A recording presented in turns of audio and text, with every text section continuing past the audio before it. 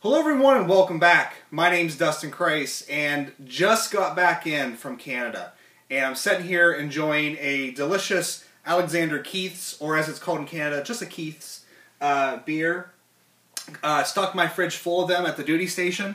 So got some nice delicious Canadian beer here to keep me company now that I'm away from Toronto and away from all the great drinks up there. Really had a great time going around to different restaurants and trying different beers up there. Tried Mill Street Brewery, really enjoyed their stuff. Tried, what was it, Rickard's Red. I enjoyed that, and I tried Keith's, of course, and really enjoyed that as well. Unfortunately, when I was up in Toronto, didn't get to do as much game hunting as I wanted to. Did get to go to one very special place, though, for me anyway. And we'll talk about that a little bit later. But I did do a little game hunting in Canada, and that pushed my pickups up to a point where I feel secure in doing a pickups video for you guys. So let's go ahead and get right into it. Let's start making videos again. I've been really remiss in doing that because of a busy work schedule and then this trip. So I'm really looking forward to getting back to making some videos for you guys, some game discussions and some other things. So hopefully I can get off my lazy ass and get that stuff going. But anyway, let's get right into the games here. And these were picked up just randomly kind of around town here. And finally found some stuff that I've been looking for. Actually, this entire pickups video, I've really found a lot of stuff that I've been looking a long time for. And one of those things is Final Fantasy Tactics A2 Grimoire of the Rift. Now, of course, I could have went online and purchased this. But there's a special thrill when you walk into a GameStop and you see it sitting there on the shelf. So as soon as I saw it, I picked it up because I actually really love the Final Fantasy Tactics and the just the tactic genre of strategy RPGs. I've never finished one because I always get to a point where the games just get too difficult for me. I set them down for a little bit. Ha ha ha. We all set games down for a little bit, and a little bit turns into half a year. And then by the time you get back to it, you're like, I have no idea where I was or what's going on in this game. So you start it over and start the entire process again. But here soon, I'm really going to sit down and do a tactics game. I started Tactics Ogre on the PSP, and then I sat it down. And now I need to go back and start it over again. So one of these days, I'm going to sit down and finish one of these games. But I love the mechanics of it. I just need to, sit down and finish them. So really looking forward to finally getting to this whenever I do. I don't know when. Been waiting for this to drop in price for a long time, and that is Star Ocean's Second Evolution. Now, I picked up First Departure at my local Meijer, I don't know how many years ago. Maybe it was just last year, I can't remember. But they marked it down pretty quick, whereas Second Evolution kind of stayed at the $25 mark for a long, long time. And I was really waiting for it to get below the $20 mark. And finally they lowered it down to $15, and I jumped on it. So I have a brand new, pristine copy of Second Evolution for my PSP. And of course, I have it on the PS1. But when I was playing it back in the day on the PS1, I got stuck in this point. And it was some cave, I can't remember what it was. But I put the game down. You kind of getting the gist here, my problem with playing video games. I put the game down for a little bit to play something else, and then I never went back. So, when these came out on the PSP, I really did love what they did with First Departure. So I thought, if I'm eventually going to play Second Story, why not get the updated Super version here? Because I already have the PS1 version, so I don't need to rush out and buy that one. But just for a gameplay, standpoint, I really liked what they did with the First Departure. So I'm really going to look forward to playing Second Evolution on the PSP. So finally picked that up. Another game that I've been looking for a very long time, and a lot of people, it seems like there's kind of mixed feelings on this. Like, certain reviewers hate it, but the people who play it really like it. And I've been looking for this, I've been scouring for this game. I've been scouring GameStops for it. Whenever we go to like a Meijer or a Target, I've always been looking in there. Can never find it. The only time I found it is my local GameStop had it, but it was in one of those ugly GameStop boxes where it's just a disc only, and I wasn't going to... no. So I've waited and waited. Of course, I could have bought it online, but you know, it's that thrill of finally finding it in the store. And I was perusing just my local Meijer, and apparently they got one in, and for $15 I got Folklore. And a lot of people on here seem to really like this game. I don't think it got really great reviews when it came out, but I think it's one of those sort of unsung gems out there that, you know, maybe one of those hidden gems. So I'm really looking forward to getting into this and seeing what it's all about. I hear it's kind of, you know, it's kind of weird, but I'm okay with that. I'm really looking forward to it. And mainly, I'm just I'm just relieved to finally have it, so I don't have to look for it anymore. That's really the main thing. It's like, oh, finally, I can check this off the list and move on to something else, and not look for Folklore ever again when I go into a game store. So pick that up. The next game, I definitely had to get this. Had to get it because I loved this game when I played it, and that is the Journey Collector's Edition. Totally worth a double dip if you've bought it already on PSN. If you have all three of the games, you know, maybe, maybe not. It depends on your level of devotion to that game company. But I absolutely loved Journey, and I'm really looking forward to getting some free time. I have the next 2 days off, so I'm really going to be playing some games hardcore. Playing Flow and Flower. I really wanted to play Flower for the longest time. I just never got around to downloading it. And I'm glad I didn't, because now I have this, and, you know, there it is. But Journey, if you guys have not played Journey yet, it is one of the most moving game experiences out there. You know, last year, I still talk up To the Moon, which is coming out on Steam here soon. So if you haven't checked out To the Moon yet, make sure you check it out on Steam. But Journey is almost right up there. You know, I was getting choked up during it. I was getting, you know, very afraid for my character. I was just awestruck by the beauty and the simplicity of it. And I mean, that is the most perfect name for a game ever, Journey, because that's what it is. And it's like the old saying goes, it's not the destination that's important, it's the journey. And that's what you get in this game. So, definitely check this out if you guys haven't already.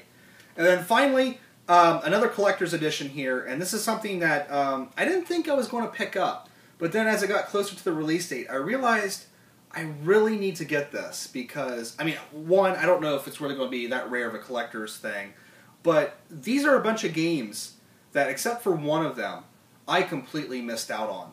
And that is Kirby's Dream Collection Special Edition, the 20th anniversary. I have Kirby's Dream Land for the Game Boy. I never picked up another Kirby game. And I really want to see what I missed out on, because there has to be something special here for this to have lasted as long as it has. So this really seemed like the perfect thing to pick up to sort of go back and play some of these old games and, you know, see them firsthand. And of course it comes with a CD soundtrack and collectible book. I don't know if I'll really listen to the soundtrack all that much because I guess I like my music a little bit more epic. I guess we'll see what the tracks are like on the disc, but I imagine it's kind of cutesy stuff, and I don't know, maybe I'll like it, I don't know. But I'm really looking forward, especially looking forward to playing Kirby's Dream Land 3. For some reason, that Super Nintendo game has haunted me for years, as well as Kirby's Adventure on the NES and Kirby 64. And then, of course, you have Kirby's Dream Land 2 for the Game Boy and Kirby Superstar for the Super Nintendo, and Kirby's Dream Land, which I've already played a lot. You know, you can beat Kirby's Dream Land in like an hour. So it really is kind of the perfect portable game, and I've beaten it several times. And I really do enjoy Dream Land 1, so I'm really looking forward to going back and playing some of these games that I missed out on. And you can never pass up a Wii sort of special edition. Now, like I said, while I was in Canada, I did finally get to go to a store that I've watched a lot of videos on, and that is Toy Rat in Milton, Ontario. And the main guy that I watch who goes to this is MN12Bird, who's on YouTube here. And he goes there and talks about it a lot. I guess he makes a yearly pilgrimage there. And went to the store, and I just absolutely loved this store. It's very condensed, but they have so much stuff in there. They had like 3 Vectrix. They had just TurboGrafx games. They had a couple TurboGrafx 16s in there.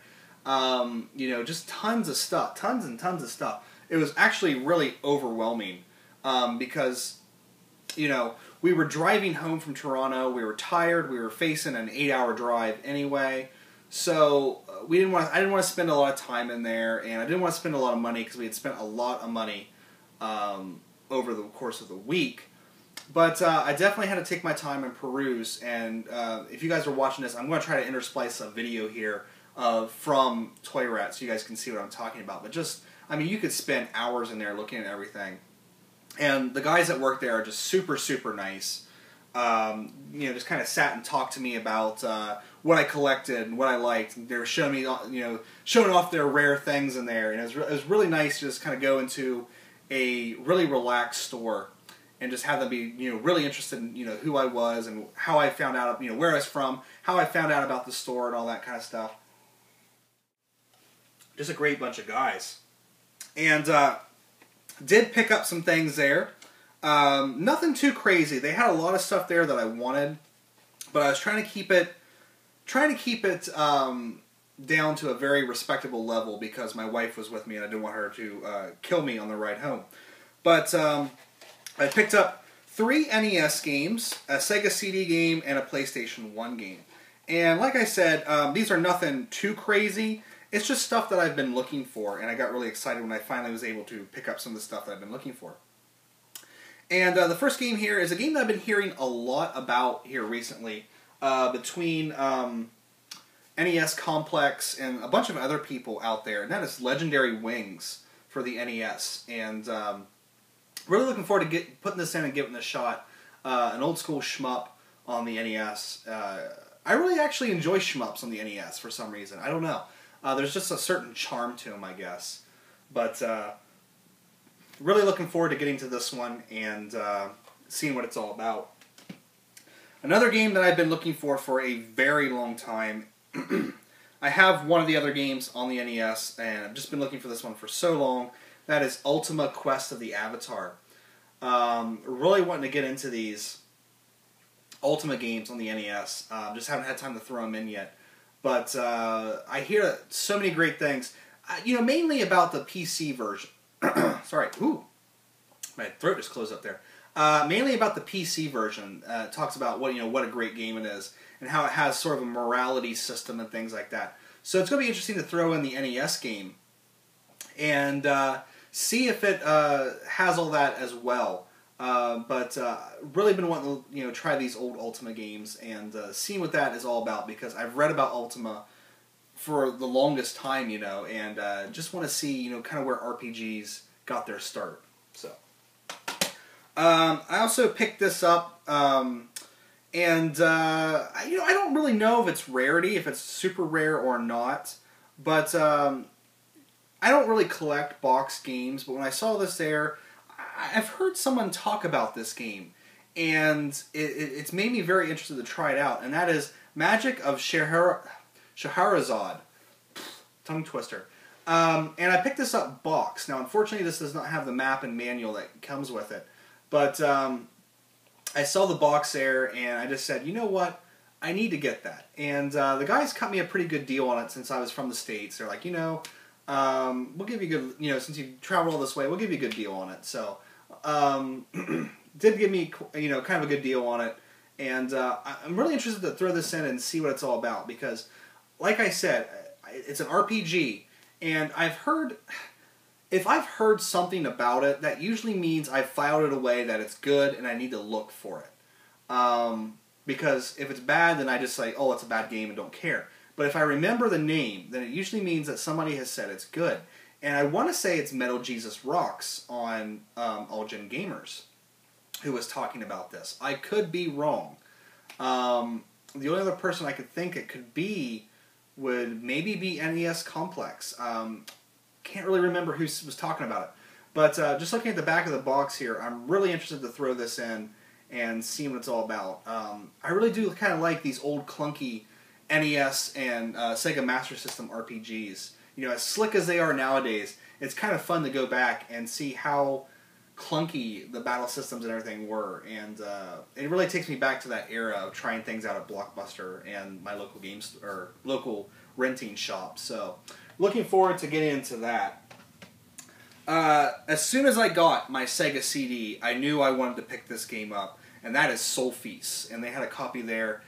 Picked it up. Really looking forward to getting into this and getting other Sega CD shooters. Really looking forward to buying a lot of stuff for the Sega CD now that I have it. So they had a lot of games there, but nothing that really jumped out at me that I had to have right away, except for Soul Feast. I think for the Sega CD, unless I just happen to go back to Milton sometime, at least not this year, I think the Sega CD is going to be an online purchase only because it's so hard to find these games. But glad that I finally now have Soul Feast. We're probably going to throw that in a little later. And then finally, picked this up. It's a little bit of a rough condition, but I wanted to have it to complete the set, and that is Colony Wars 3 Red Sun for the PS1. I really like spaceship shooters, and I just like science fiction in general, and I think that the Colony Wars games are so highly regarded that I just had to get this to complete my trilogy. And I kind of wish they'd really bring it back, but I think the company that made this, Psygnosis, I think, if I remember correctly, I think Psygnosis turned into Sony London, and then Sony closed them. If I remember correctly, I could be totally wrong there, guys. But I really think Colony Wars is a series I need to bring back, and so now I have the complete trilogy, and really looking forward to that. I'm going to take a little sip of Keith's here. Oh yeah. It says it's an IPA, but it tastes more like a pale lager. I think that's because this beer was made before it really got really strict on what an IPA actually is. So they kind of grandfathered it in. Now we're going to move into CDs. So if you guys are just here for the game stuff, don't worry about watching anything else, because I'm going to do CDs and then the few DVDs I picked up. And then I'm going to show something special that I kind of picked up from Canada. And we'll deal with that a little bit later. So if you want to stick around for that, it's actually really kind of funny and really kind of cool. So you might want to stick around for that. But next up, CDs, various Goodwills, and then, of course, picked up some new releases and some stuff that I just missed, because I've been really remiss in my music collecting. I just kind of fallen out of, since gaming has really taken over, I've kind of lost touch with the music scene. So, anyway, Goodwill finds. I picked up Toad the Wet Sprocket's Bread and Circus. Love Toad the Wet Sprocket. Picked up a CD that I have owned no less than 3 separate times, and that is Lives Throwing Copper. Absolutely love this album. Where the band went from here is kind of hit or miss for me, but this album right here is solid gold to me. And the reason why I've owned it 3 separate times, this is the 3rd separate time. The first time, I listened to it a lot, traded it in to FYE to buy other CDs. We all do it. It's stupid when I was younger. And then I really wish I had it back. So then I bought it and had it in my car when all my CDs got stolen. And then just never bought it back until here now, and now I have it for the 3rd time. So you gotta say an album's good when you buy it 3 times. Picked up a promotional copy of Vast's Music for the People. I really enjoy Vast, specifically the song Touched. If you guys have not listened to Vast, V-A-S-T, Touched, you've probably heard the song before somewhere, but it's really an amazing song. So I had to pick this up and see if any of the other albums are good. And then finally, if you guys listen to the Origin Gamers, I was really surprised when Metal Jesus did a rock talk on this one a few episodes back, and that's Air. I found the Virgin Suicide soundtrack. This was way before he did. I have all the other Air CDs other than this, and this is way before he did that episode. And then when I was driving up to Canada, I was listening to some back episodes that I missed, and he started talking about Air and specifically the Virgin Suicide soundtrack, and how great it is. And it really is a fantastic CD. So if you guys want some sort of down-tempo, chill music, I don't really know if I agree with him that Air is trip-hop, but if you want some great down-tempo music to kind of chill out to, Virgin Suicide's a fantastic CD. And in keeping with that sort of down-tempo-ness, I picked up the XX, their new album, Coexist. And I really like their style, the minimalist sort of beat-driven style. And if you thought the first album was really sparse, wait till you hear this. It's mostly empty spaces, but I really enjoy the interplay of the two singers' vocals. Sorry, I don't know their names, but I really enjoy sort of just, I don't know, it's just so sad sounding. I really enjoy sad music, I guess. So the XX Coexist is really good. Next up, I picked up Metric's new album, Synthetica, which I'm actually really enjoying, specifically the song Synthetica, and, oh, what's the other one? Breathing Underwater. Really enjoy that one, too.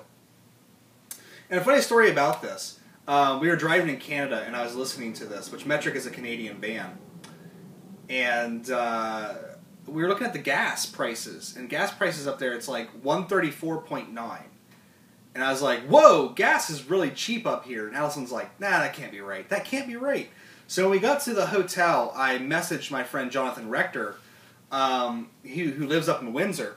And I was like, what's the gas prices all about? And he's like, it's $1.34 a liter. And I was like, oh yeah, liters! I'm in a metric world, which I should have known because I was listening to the band Metric.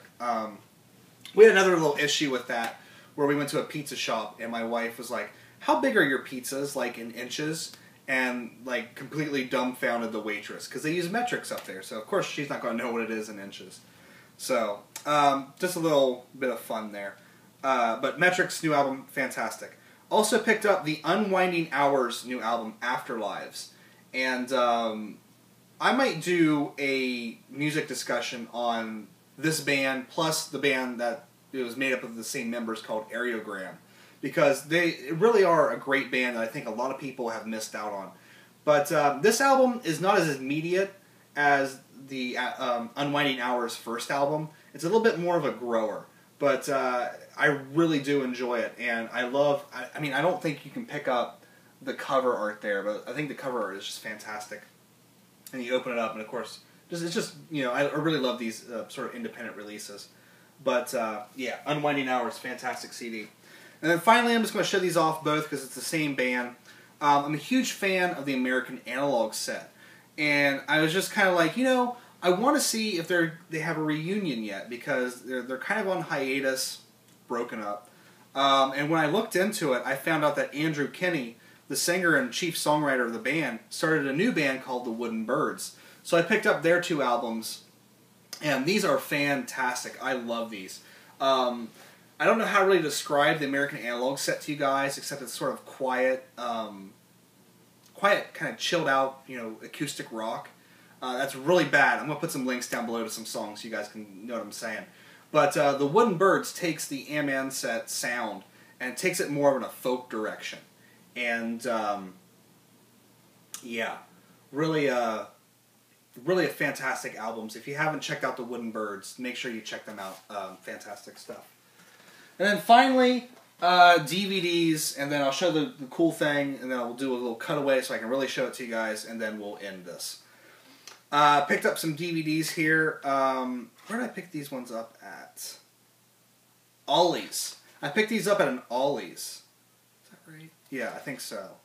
Or some reseller where they were really dirt cheap. I can't remember what store it was. But I finally picked up Role Models on DVD for $4. And I love this movie because, you know, it's about nerdy stuff like LARPing and things like that. And I found it to be a really enjoyable movie. So I had to get that when I saw it for $4. Had to get that. And I also picked up this, which this is kind of an interesting thing, and kind of goes along with what I've been talking about, this whole thing with Canada. Star Hunter, a Canadian science fiction show. And I've watched about an episode and a half, and it's really cheesy and really low budget, and it's kind of low quality. But you'll want to watch it just for the character Percy alone. It's the girl who played Anna in the Silent Hill movie, the girl who gets her skin ripped off by Pyramid Head. She really has a really nice character in this, and for some reason I really enjoy watching it for her. But, you know, for $5. I picked it up for $5. I got it at all places. Target. That's where I got these at for really cheap. Target. You know, for $5, I'm not going to complain too much. It's kind of, you know, campy fun. So if you guys know anything out there about Star Hunter, if you guys like Star Hunter, let me know. The only problem with this set is the episodes are out of order. So you have to go online and kind of figure out which is the first episode and where to go from there. For some reason, they made these. They didn't put them in order. Don't know why. And then finally, for the DVDs, I did pick up the Beach Boys 50, Doing It Again DVD. A pretty standard documentary. Nothing really special, except for the never-before-seen footage from the Good Vibrations recording sessions. That is worth the price of admission alone. You can get this for like $10. Well worth it to see that recording footage. But everything else is kind of a standard boilerplate documentary. You know, oh, we're all great friends. You know, we all love each other. Blah blah blah blah blah. Nothing really too in depth. It's just sort of a feel-good piece. You know, I really like the Beach Boys documentaries that kind of go a little bit deeper, because these guys, you know, we all think the Beach Boys are like this happy-go-lucky band, but they actually have a really dark kind of story.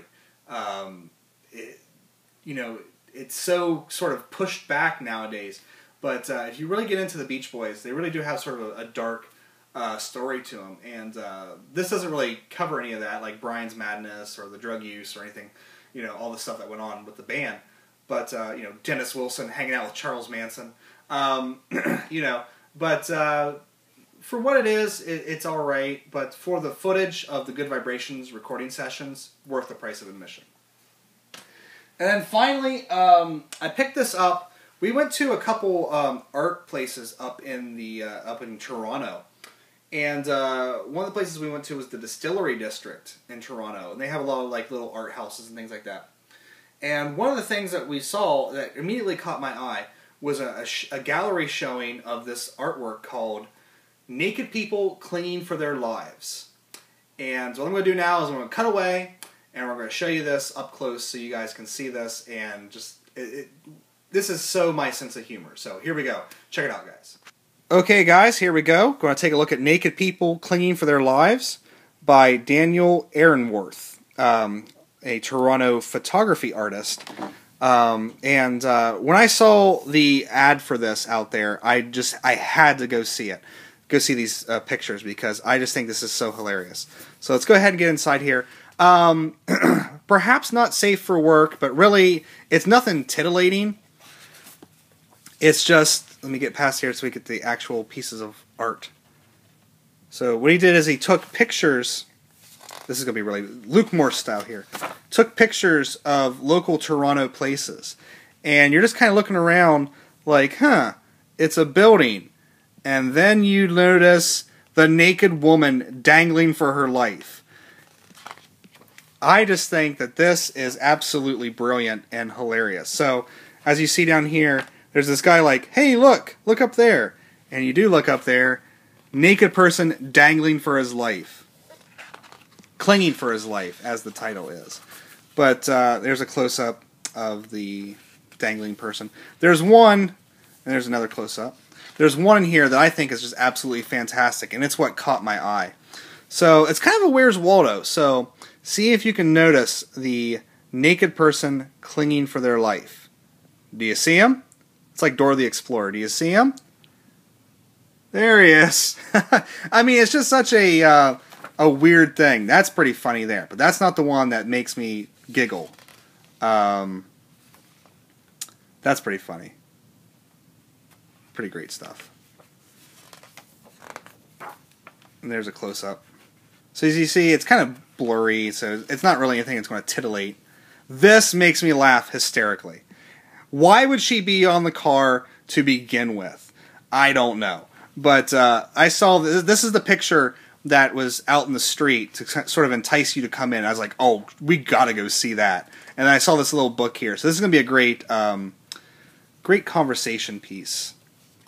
But I just thought I'd show you guys this because it is really funny. Why would she be on there? I don't know, but it's hilarious. So anyway, guys, that is it.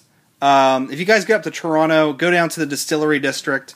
I can't remember the building it's in down there, and I don't know how long the installation is going to be there, but definitely check it out. So that's it for pickups for this month. Thank you guys so much for watching. Take care. I'll see you next time.